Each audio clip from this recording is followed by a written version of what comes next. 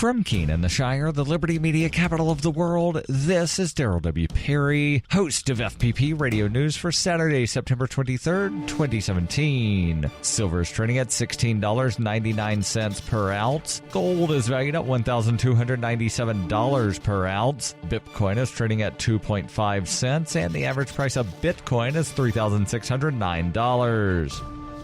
Antiwar.com reports the increasingly aggressive police crackdown on the Catalan Referendum is taking a lot more police. Spain reported some 5,000 national police are already based there, and 3,000 to 4,000 more have been reported to have arrived. An unusual aspect of this is that 3 ferries have been bringing police into the city of Barcelona en masse, and all are festooned with Looney Tunes characters, part of a promotion being run by the company that owns the ferries. The growing police presence and aggressive crackdowns are fueling mounting protest among the Catalan population, with thousands taking to the streets of Barcelona and dock workers refusing to provide services to the police staying on the ferries. The Catalan secession referendum is scheduled for October 1st, and while police have been arresting officials involved, top regional officials say the vote will go on as scheduled. The Spanish government has responded with more and more police. For over 40 years, Robertson Roberts brokerage has been a trusted source for buying and selling precious metals like gold and silver. And as a Bitcoin-preferred business, Robertson Roberts brokerage has removed the minimum purchase amount for all orders paid in the digital currency. Call Robertson Roberts brokerage today for knowledgeable advice on buying and selling precious metals and a forward-thinking approach to new technologies. 800-874-9760 or visit online at rrbi.co.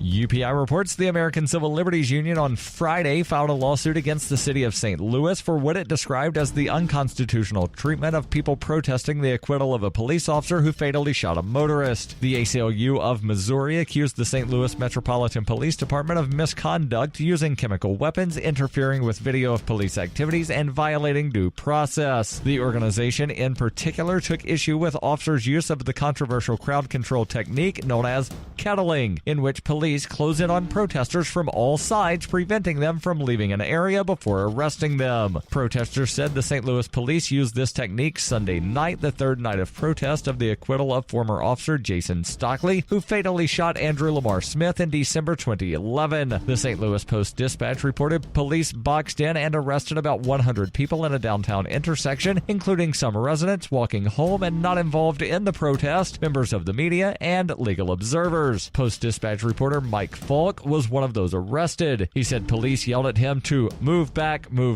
before officers knocked him to the ground. He said a foot pushed his head into the pavement before an officer used pepper spray on his face. He was arrested and released on $50 bond the next day. Another woman who was arrested said the officers were advancing on the crowd, banging their batons on the ground. She said when we tried to walk one way, they came at us with pepper spray and batons and told us to go the other, but there was no other place for us to go. She said that though she was not treated roughly by the officers, others were.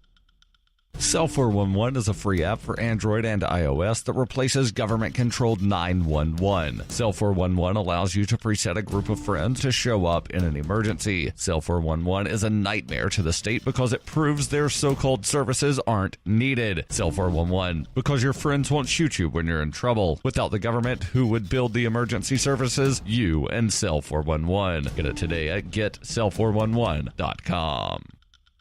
Reuters reports corporate donations for Hurricanes Harvey and Irma relief funds totaled nearly $225 million by Friday, and pledges continued to be made, according to the U.S. Chamber of Commerce Foundation. Automakers and energy companies, some of them affected by the most powerful storm to hit Texas's Gulf Coast in 50 years, are among the prominent corporate donors. Texas, the biggest oil-producing state, was pummeled by Harvey when it made landfall as a powerful Category 4 hurricane and proceeded to dump more than 50 inches of rain on the Houston area.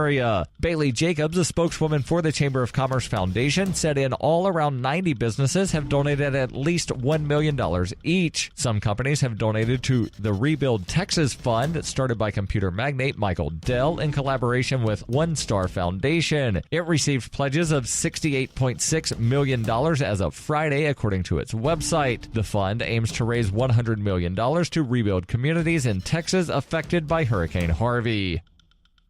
This has been FPP Radio News, online at fppradio.com.